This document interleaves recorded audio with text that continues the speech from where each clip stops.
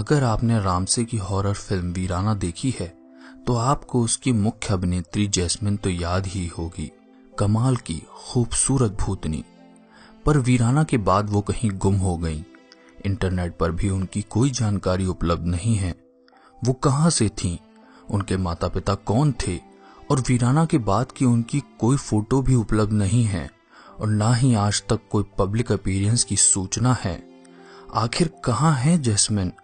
वो वीराना के बाद क्यों गुम हो गई हैं? उन्हें क्या हुआ है और क्या वो जीवित भी हैं?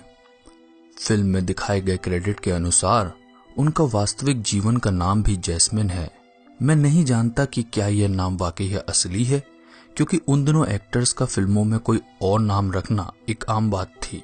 उन्होंने वीराना से पहले 2 फिल्में की थीं, सरकारी मेहमान जिसमें विनोद खन्ना ने भी उनके साथ अभिनय किया था, और डाइवोर्स। इन 2 फिल्मों के डायरेक्टर और प्रोड्यूसर एन.डी. कोठारी ने ही उन्हें बॉलीवुड में प्रवेश कराया था। उनकी मूवी डाइवोर्स के को स्टार विजेंद्र घाटगे, जिन्होंने बाद में वीराना में भी अभिनय किया था, ने पहले 1980 में रामसे की हॉरर फिल्म गेस्ट हाउस में अभिनय किया था। उन्होंने ही शायद जैस्मिन का परिचय रामसे से कराया था जब वो वीराना में मुख्य भूमिका के लिए अभिनेत्री की तलाश कर रहे थे।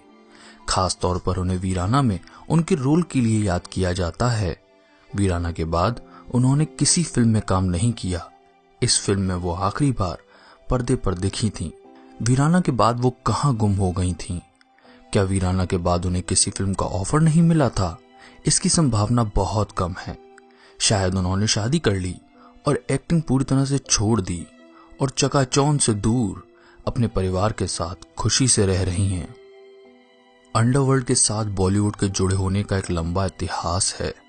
अंडरवर्ल्ड का एक्टरों और प्रोड्यूसरों से जबरन वसूली करना, उन्हें ब्लैकमेल करना, सेक्सुअल फेवर्स के लिए कहना, ना मानने पर उन्हें धमकाना, एक्टरों और प्रोड्यूसरों का खुद अपराध सिंडिकेट में शामिल होना जग जाहिर है।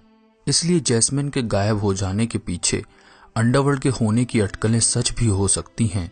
क्या वो भारत से बाहर चली गई हैं या उनके साथ कुछ बुरा हुआ है? उनके सिवा कोई और इन सवालों के जवाब नहीं दे सकता।